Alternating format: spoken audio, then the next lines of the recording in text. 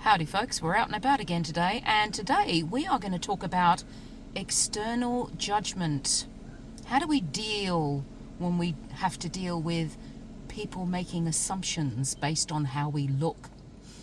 Let's get into it.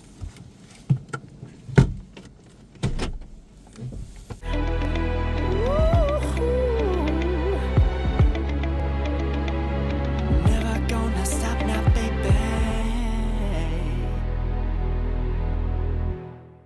Hello everybody, welcome to the outside world that is mad. Still my home because I'm in the car. Let's do some housekeeping. If you're new around here and you haven't subscribed and you like my content and think I'm moderately mad, then please consider subscribing, liking, commenting, all the things. There's ways you can support me. There's buy me a coffee and I have channel memberships. Knock yourself out. No obligation. I'll put all that shebang in the description box below. So yes, I wanted to discuss with you something that did actually happen last week when I was sitting at that bench. And it's got me thinking. Now, when one has lost a considerable amount of weight, one has to deal with the joys of sagging skin, loose skin. And I found myself in a bit of an awkward position, whereby when I was trying to get out of the bench, I did eventually get out, but the sagging skin that is obviously between my legs got caught on the metal bench. Now, it was momentarily uncomfortable, and there was this woman who was walking past at the shops that was opposite where I was sitting, and she gawked at me, and I'm like, oh, I remember those looks. And for some reason, that old way of doing things just popped right out again. And I just shouted out, I said, take a picture, love, it lasts a lot longer than your eyes. Yeah. I've had some standardized phrases for dealing with people like that for a long time. That's one of them. Depending on the severity, you know, I had one say, my God, she's fat. And I walked right up to her and I said, yeah, I am. You're absolutely right.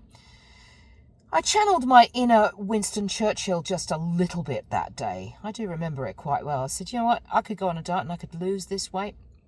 No problem whatsoever. But you will always be ugly. How do we deal with the human race? Let's face it, doing what they do best. Judge. Well, you know, the thing is, none of them have been in my house for the last 20 years, which would indicate that none of them have been around for the last 10 months. I'm just saying. They have no idea of the struggles. They have no idea what I've gone through. They have no idea of the sort of person I am. They've just made their judgment based on what they see. It has very little to do with what they know. It's just what they see. So how do we deal with that? I can only give you advice based on my travels of dealing with that kind of judgment all my life. My mother dealt with that kind of judgment all her life. It's a tough one. It's a tough one because I remember when I used to go to the shops like every day, it depended on my mood, whether I would say, take a picture, it lasts longer, I could lose weight and you'll always be ugly. Or, you know, one of my favorites was, am I wearing something that you own?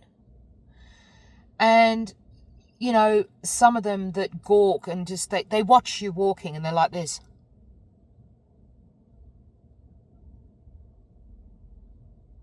And then you've got others, when you're standing still, they keep looking at you and not concentrating on where they're going and end up falling base over apex. And I just laugh.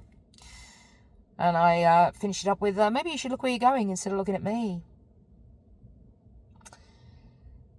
You see, how I'd react often was governed by how I felt at the time. Some days it was a case of, oh, I can't be bothered dealing with them. I'm just going to keep my mouth shut. Can't be buggered. But then there were other times where it's like, no, done with this shit.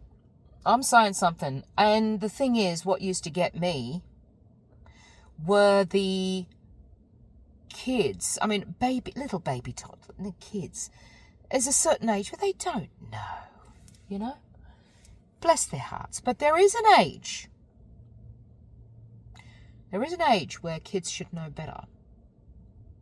And more to the point, if they're shopping with their parents, the parents should know better as well.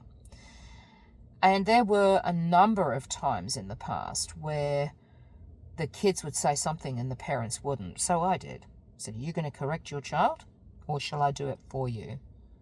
Oh, he didn't mean it. I said, I don't care. Words hurt. So either you tell him he's out of line or I will. Take your pick. Dealer's choice. Either way, I'm not moving until something's done. There are some days where it's easier to fight that than it's easier to fight it. And, other times it's just like, you just can't. You just can't. You have to go by feel. I'm not telling anyone to go on the defense, or the offense, whatevs. But going forward, what I'm going to do is say nothing until they cross me. If they are going to go out of their way to be cruel, I will go out of my way to reciprocate because I'm not taking any shit. I have every intention of standing up for myself by not letting these buggers get to me and not letting them get away with it. And that has already actually started in the opera world. I'm no longer taking that kind of crap from the entitled section of the opera world. The entitled toxic section of the opera world.